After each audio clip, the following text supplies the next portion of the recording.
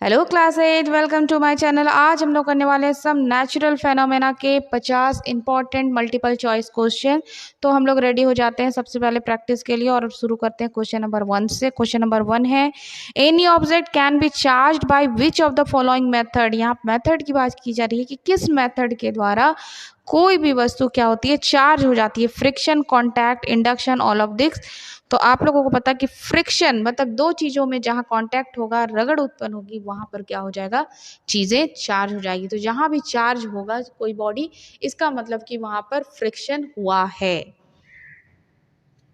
Question number 2, the shaking and trembling of earth is called. Tsunami, volcano, earthquake, none of this. तो shaking और trembling of earth क्या होता है, earth का हिलना डुलना कहलाता है earthquake. Question number 3, what happened when an ebonite rod rubbed with fur and a glass rod rubbed with silk are brought near each other। दोनों को अलग अलग चीज़ों से क्या किया जा रहा है, रब किया जा रहा है। फर को रॉड को फर से कर रहे हैं और एक रॉड को हम लोग क्या क्या से कर रहे हैं, सिल्क से कर रहे हैं। ठीक है, एक इबोनाइट रॉड है और एक ग्लास रॉड है।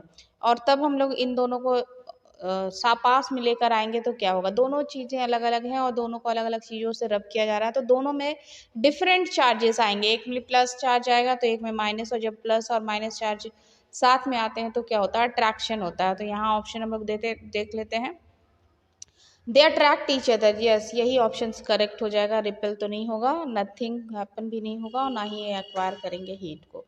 तो ऑप्शन ए करेक्ट हो जाएगा। Question number 4, the process of transfer of charges from a charged object to the earth is called। तो ट्रांसफर ऑफ चार्ज, एक चार्ज ऑब्जेक्ट से अर्थ में ट्रांसफर हो जाता है चार्ज, उसको हम लोग क्या कहते हैं, अर्थिंग के नाम से जानते हैं। Question number 5, the magnitude of an earthquake is measured in. Magnitude earthquake का किस चीज में मेजर्ड किया जाता है, रिश्टर स्केल में। Question number 6, it is safe to be in dash daring a light, daring नहीं, ड्यूरिंग होना चाहिए, DU, during a lighting, open building मतलब ओपन में सेफ है, या फिर बिल्डिंग के अंदर सेफ है, या सी ऑप्शन है कार और बस में सेफ है, या both B and D safe है, B एंड C। तो ओपन में सेफ नहीं है, लाइटिंग हो रही है, तो या तो आप बिल्डिंग के अंदर आ जाइए या कार और बस के अंदर आ जाइए। तो बोथ B एंड C क्या हो जाएगा, करेक्ट हो जाएगा।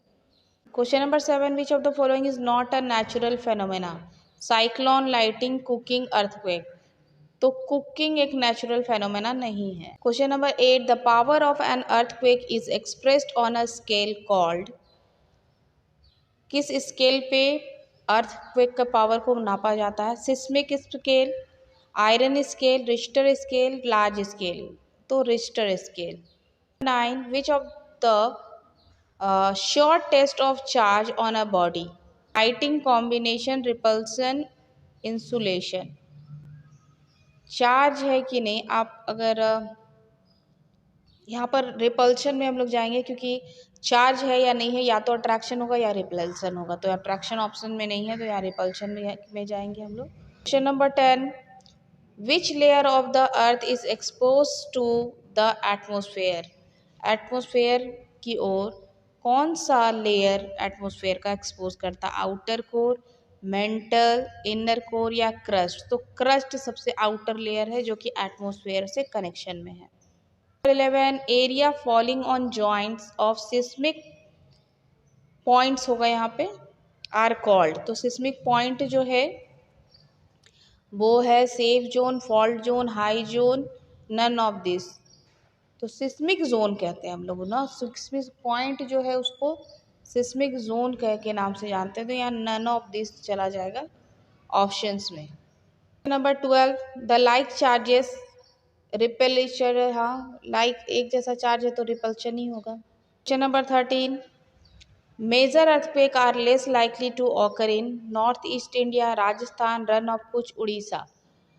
तो मेजर अर्थक्वेक लेस लाइकली मतलब सबसे कम कहाँ पर होता है, तो राजस्थान, नॉर्थ ईस्ट इंडिया, और रन ऑफ कुछ तो सेंटर ही है, समझिए आप किसका, अर्थक्वेक का। तो उड़ीसा क्या हो जाएगा, सबसे कम होता है यहाँ पे। Question number 14, which instrument is use to measure earthquake, Richter scale, seismograph, polygraph, none of this. यहाँ एकदम एग्जैक्टली लिखा हुआ है इंस्ट्रूमेंट की बात, तो आप सिस्मोग्राफ पर चले जाइए।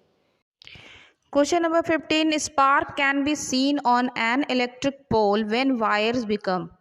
तो इलेक्ट्रिक पोल पर हम लोग को कभी कभी स्पार्क देखने के लिए मिलता है जब जो वायर्स है वो क्या हो जाते हैं, लूज, टाइट, रिंकल्ड, नल। जब वायर लूज हो जाते हैं तब हम लोग को स्पार्क देखने के लिए मिलता है।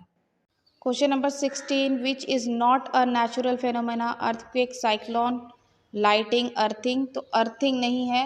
इस तरह के क्वेश्चन आ सकते हैं, इसलिए 2 क्वेश्चन डाल दिया है मैंने। Question number 17, the outer most layer of the earth is called. Outer most layer, mountain, core, crust, mental. तो क्रस्ट जो है वो सबसे आउटर मोस्ट लेयर होता है, उसके नीचे मेंटल एंड देन इनर सबसे जो है वो कोर कहलाता है। 18, the two objects rubbed against each other will gain electrons, will lose electrons. One will gain electron and other will lose electron. No, no, none of these होगा। यहाँ देखो फिर से मिस्टेक हो गया है, नॉइज ऑफ दिस लिखा है। तो 2 ऑब्जेक्ट अगर रब्ड हो रहे हैं एक दूसरे के अगेंस्ट में, तो वो या तो गेन भी कर सकते हैं इलेक्ट्रॉन को या फिर लूज भी कर सकते हैं। तो सी ऑप्शन करेक्ट हो जाएगा। Question number 19, how many types of charges are gained by rubbing object. तो 2 तरह का ही चार्ज होता है, तो 2 ही होंगे ना, या तो पॉजिटिव या तो negative. Question number 20, why is a lighting conductor installed on a building. क्यों बिल्डिंग के ऊपर लाइटिंग कंडक्टर लगाया जाता है? ऑप्शन ए है so that it collect the electric power present in the lighting, कि लाइटिंग में जो इलेक्ट्रिक पावर है वो ये कलेक्ट कर ले। या बी ऑप्शन है so that it repel the lighting that falls on the building, तो जो बिल्डिंग पर लाइटिंग गिर रही है उसको वो रिपेल कर दे। या सी ऑप्शन है so that it forces the lighting to fall in an area where there are no building, इसलिए क्योंकि वो जो लाइटिंग कंडक्टर है वो दूसरे एरिया में इस लाइटिंग को भेजते हैं जहाँ पर बिल्डिंग नहीं है। ऐसा तो कुछ है नहीं। डी ऑप्शन देखते हैं, so that it conducts electric charges to the ground when lighting strike to the building. Yes, तो इधर उधर कहीं भी लाइटिंग नहीं जाता है, जो लाइटिंग कंडक्टर वो अपने आप में ऑब्जर्व करके लाइटिंग को कहाँ भेज देता है, अर्थ के नीचे। तो ऑप्शन डी क्या होगा, करेक्ट हो जाएगा। Question number 21, which of the following occurs during lighting. Nitrogen fixation, green house effect, acid rain होगा यहाँ पर, नन ऑफ दिस। तो नाइट्रोजन फिक्सेशन होता है कब, क्या, लाइटिंग के दौरान। 22, where is the lighting rod attached to protect the building from lighting. तो लाइटिंग से प्रोटेक्ट करने के लिए लाइटिंग रॉड बिल्कुल बिल्डिंग के टॉप पर होता है, तो आप लिखोगे क्या, on the top of the building. 23, the resin which produce spark is gum, amber, both A and B, none of this. तो रेजिन जो स्पार्क उत्पन्न करता है वो क्या है, अंबर है। Question number 24, lighting always follows a thunder, rain pour, wind, none of this. तो लाइटिंग होगी तो थंडरिंग जरूर होगी। Question number 25, tsunami means earthquake, flood, earthquake under the sea, eruption of volcano in a sea. तो earthquake under the sea. This is the natural phenomenon which we are not yet able to predict accurately होगा, CCCU is. तो कौन से natural phenomena को हम लोग accurately predict नहीं कर सकते हैं, तो वो होगा earthquake. Number 27, the waves produce on the earth surface is called seismic wave, longitudinal wave, microwave, radio wave. It is seismic wave. Earthing is the process of transferring of charge from, यहाँ is होगा, ये लिखा गया है। Earthing is the process of transferring charge from the earth to the charge object to uncharged object, charge object to the earth, none of this। एक ही question को घुमा फिरा कर है, charge object to the earth. 29, अभी आया था एक वर्ड अंबर। अंबर क्या है, इसलिए मैंने इसको भी डाल दिया कि अंबर क्या है भाई, एक रेजिन है। ठीक है, ये क्या है, एक रेजिन है। Question number 30, static electricity charges can be produce by. Charge कैसे प्रोड्यूस होता है, हीट करके, रब करके, बीट करके, नन ऑफ दिस। तो ये होता है रबिंग से। Question number 31, the electrical charge can be transfer from होगा यहाँ पे a charge object to another through a. तो एक चार्ज ऑब्जेक्ट से दूसरे चार्ज ऑब्जेक्ट में कैसे ट्रांसफ़र होगा? जो कंडक्टर होगा वही ट्रांसफ़र करेगा ना, तो मेटल कंडक्टर, क्योंकि इंसुलेटर तो चार्ज को ट्रांसफ़र करेगा।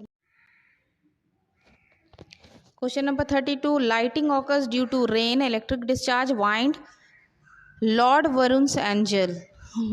ऐसा कुछ भी नहीं है, electric charge. Question number 33, which of the following things when rubbed with a dry hair not attract small pieces of paper? इनमें से किस चीज़ को अगर आप अपने हेयर में ड्राई हेयर से रब करेंगे तो ये चार्ज नहीं होगा, मतलब चार्ज नहीं होगा, तभी तो पेपर के स्मॉल पीसेस को अट्रैक्ट नहीं करेगा? Candle, steel ball, piece of thermocol, plastic bottle. तो यहाँ ऑप्शन बी करेक्ट हो जाएगा, steel ball. Question number 36, during thunder storm it is safer to carry an open umbrella, take shelter under short tree, take shelter under tall tree, stand in open field. तो हो जाएगा आपका क्या? Take shelter under short tree. Question number 37, the charged balloon dash a charged balloon. Balloon होगा, balloon नहीं, balloon. तो एक charge balloon जो है वो अट्रैक्ट करेगा, रिपेल करेगा? नाइदर अट्रैक्ट और रिपेल, नन ऑफ दिस। तो दोनों ही अगर चार्ज है तो दोनों क्योंकि सेम मटेरियल है तो वो क्या करेंगे? रिपेल करेंगे एक दूसरे। Question number 38, which of the following can be charge by rubbing? Ebonite, plastic, amber, all of this. तो ये हो जाएगा all of this. Number 39, a charge balloon a charge refill. एक चार्ज बैलून है और एक चार्ज रिफिल है, वो अट्रैक्ट करेगा, रिपेल करेगा? नाइदर अट्रैक्ट नॉर रिपेल और नन ऑफ दिस। ये दोनों चार्ज है और दोनों अलग अलग मटेरियल है तो ये क्या करेंगे? अट्रैक्ट करेंगे एक दूसरे को। Number 40, when two bodies are rubbed against each other they acquire. दो बॉडी है, अगर दोनों रब्ड किया जाता है एक दूसरे के अगेंस्ट में तो क्या होगा? तो दोनों इक्वल एंड लाइक चार्जेस होंगे, इक्वल एंड अनलाइक चार्जेस होंगे। अगेंस्ट का किया जा रहा है ना, तो इक्वल होगा और अनलाइक चार्ज होगा। ठीक है, यही करेक्ट हो जाएगा। Question number 41, a major earthquake occurred on 26 of January 2001 in which part of India? Uri Kashmir, Mumbai Maharashtra में, गुवाहाटी असम में, या भुज गुजरात में? ये हुआ था भुज गुजरात में। Question number 42, it is a convention to call the charge acquire by a glass rod when it is rubbed with a silk as. तो हम लोग अगर सिल्क के साथ किसी भी ग्लास रॉड को रगड़ेंगे तो वो हमेशा कौन सा चार्ज देता है? पॉजिटिव। ये आपको याद कर लेना है। 43, when glass rod is rubbed with silken cloth the glass rod has. जब किसी ग्लास रॉड को रब किया जाता है सिल्क क्लॉथ के साथ तो अभी आप लोगों ने देखा कि सिल्क क्लॉथ में पॉजिटिव चार्ज आता है, तो ग्लास रॉड में क्या चार्ज होगा? Negative charge. 44, a device use to test whether an object is charge और not is electrometer, charge meter, electroscope, chargoscope. तो ये होता है electroscope. Question number 45, when ebonite rod rubbed with woolen cloth then ebonite rod has। अगर ebonite rod को woollen cloth के साथ क्या किया जाता है, वो होगा यहाँ पे रगड़ा जाता है, तो वूलन क्लॉथ में कौन सा चार्ज आ जाता है? तो वूलन क्लॉथ में आ जाता है negative charge. Question number 46, during lighting actually dash takes place? Electric discharge, electric charging, electric charge accumulation, all of this. तो लाइटिंग के समय इलेक्ट्रिक डिस्चार्ज जो है वो होता है। ठीक है। Question number 47, some charge bodies attract each other, repel each other, first attract then repel each other, none of this. तो सेम चार्ज अगर बॉडी है तो क्या होगा भाई? सेम चार्ज बॉडी है तो रिपेल ईच अदर होगा। Question number 48, during a thunder storm which action में बी डन यूजिंग। क्या करना चाहिए? During a thunder storm which action में बी डन, मतलब क्या आप यूज़ कर सकते हो? यूजिंग टेलीफोन हैविंग कॉर्ड, नहीं कॉर्ड वाला चीज़ तो नहीं यूज़ करना है हम लोगों को, ये तो करेक्ट हो जाएगा। Switching on off electric light ये भी नहीं करना चाहिए, दूर रहिए बिजली से। यूजिंग ए मोबाइल फ़ोन, हालांकि इसको अवॉइड करना चाहिए पर आप कर सकते हैं क्योंकि ये वायरलेस होता है। नन ऑफ दिस, तो आप सी ऑप्शन के साथ जा सकते हैं। Question number 49, oppositely charge body, अब चार्ज बॉडी अपोजिट चार्ज है तो अट्रैक्ट ही करेगा। And the last question is to protect tall building from the damage of lighting what can be done. Not to build tall building, बनाना ही चाहिए हम लोग को लंबा बिल्डिंग भी। इंस्टॉल लाइटिंग कंडक्टर, यस ये कर सकते हैं। Install many TV antenna, have a roof top garden with tall tree, तो आप क्या करिएगा भाई, बिजली से बचाना है तो हम लोग को लाइटिंग कंडक्टर लगाना पड़ेगा। तो इस तरह से हम लोग के इस चैप्टर के भी 50 मल्टीपल चॉइस क्वेश्चंस खत्म हो गए हैं। आप लोग पढ़ते रहिए और जल्दी बाकी के भी चैप्टर्स के आपको ऑब्जेक्टिव्स मिल जाएंगे। Thank you.